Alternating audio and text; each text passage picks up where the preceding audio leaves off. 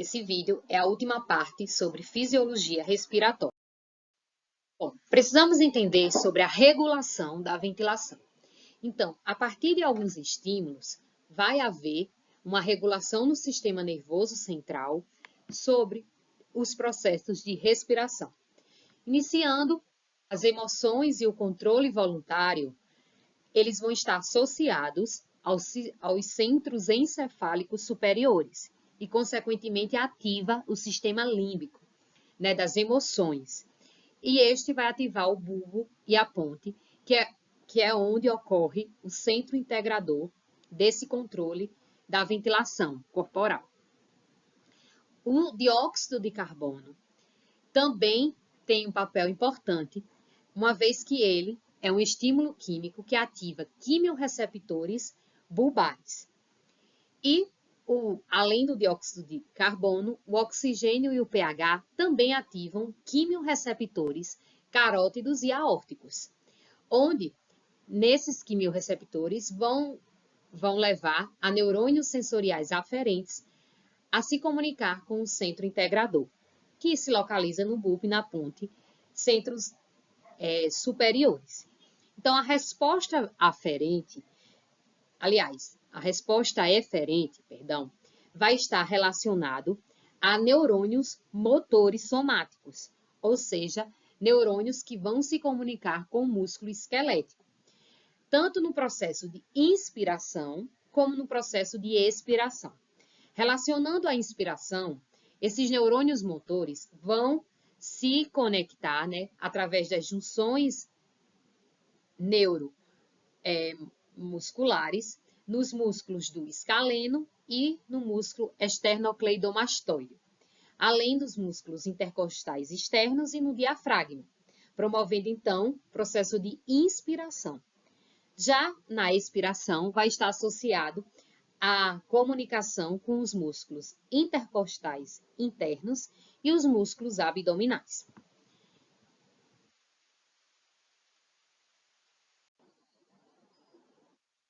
Bom, sobre a regulação da ventilação no sentido das redes neurais no tronco encefálico, nós vamos ter o controle por grupos de neurônios. O NTS, que é o núcleo do trato solitário, o GRD, que é o grupo respiratório dorsal. Ainda nós temos os músculos da inspiração sendo controlados pelo GRP, que é o grupo respiratório contínuo. Temos os sinais tônicos para o bulbo e os que levam o ritmo respiratório uniforme, que são o grupo respiratório ventral complexo, além de células marca-passo. Então, de uma maneira geral, nós podemos aqui associar os centros encefálicos superiores, aqui é a ponte, onde nós vamos ter o GRP, nós vamos ter o GRD, os núcleos do trato solitário, né, onde vão ser ativados pelos quimiorreceptores bulbares, que monitoram o dióxido de carbono. E também a gente vai ter a entrada sensorial a partir dos nervos cranianos 9 e 10, a partir dos mecano e quimiorreceptores. E a saída do GRD vai estar relacionada principalmente ao diafragma e do GRV, do grupo respiratório ventral, são sinais enviados para os músculos expiratórios, alguns inspiratórios, os músculos da faringe, da laringe e da língua.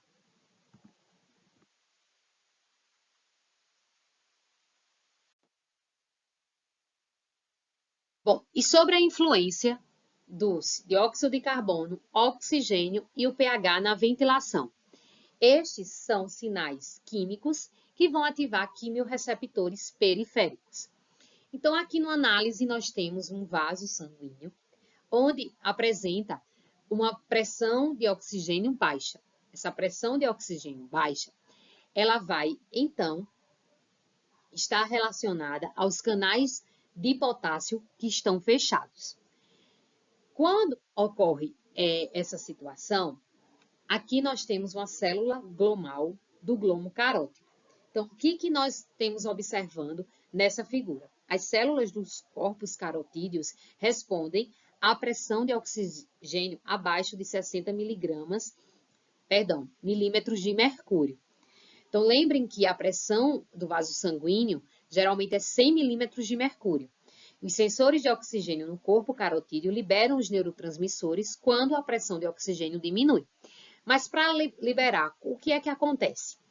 Então, essa pressão de oxigênio baixa, abaixo de 60 milímetros de mercúrio, vai levar, então, ao fechamento de canais de potássio. Uma vez que canal de potássio fecha, ele vai contribuir para a despolarização da célula. Essa despolarização vai levar, então, à abertura de canais de cálcio dependente de voltagem. O cálcio é essencial para, então, a exocitose de vesículas sinápticas contendo neurotransmissores. E aí o neurotransmissor vai se ligar ao seu receptor no neurônio sensorial e assim o sinal vai ser levado, conduzido para os centros bulbares que aumentam a ventilação.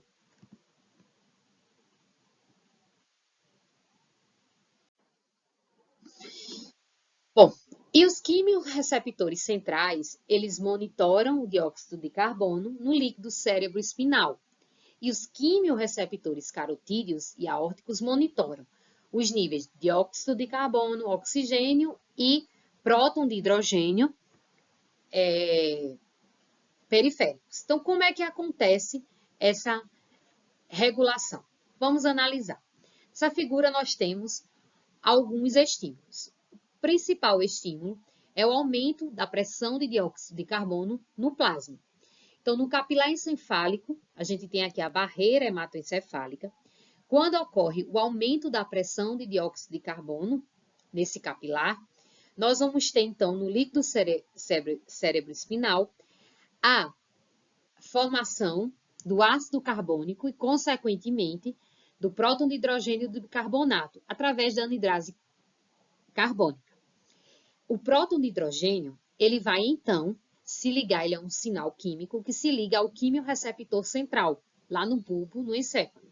E dessa maneira leva para os centros de controle respiratório informação.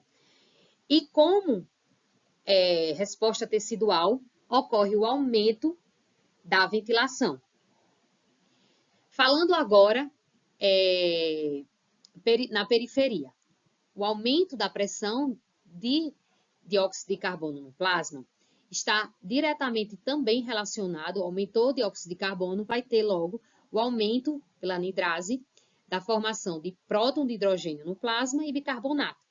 Então, o dióxido de carbono e o próton de hidrogênio estimulam quimiorreceptores periféricos dos corpos carotídeos e aórticos a estimularem neurônios sensoriais para estimular os centros de controle respiratório para, no final, ter o aumento da ventilação.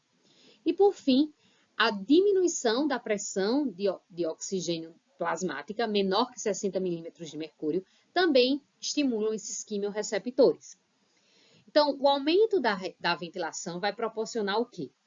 Um aumento da pressão de oxigênio no plasma, funcionando como uma retroalimentação negativa ao estímulo de diminuição da pressão de oxigênio do plasma e assim inibindo a estimulação de quimiorreceptores.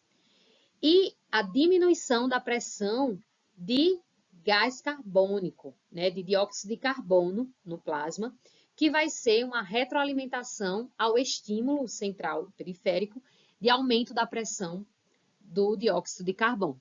Dessa forma, ocorre a regulação da ventilação e respiração.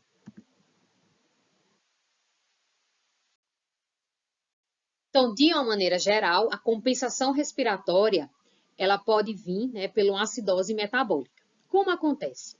Os estímulos são o aumento dos prótons de hidrogênio no plasma com a diminuição do pH e o aumento da pressão de dióxido de carbono no plasma.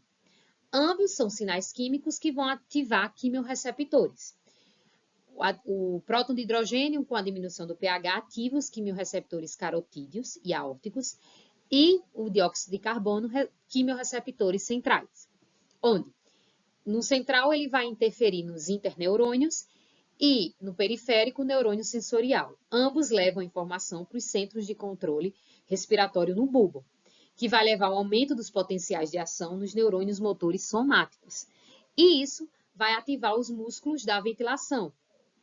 E esses músculos da ventilação vão aumentar a frequência e amplitude da respiração no intuito de diminuir a pressão de dióxido de carbono no plasma e, consequentemente, diminuindo os prótons de hidrogênio e aumentando o pH. Logo, se eu aumento o pH e diminuo o próton de hidrogênio, retroalimentação negativa, bloqueia a ativação dos quimiorreceptores.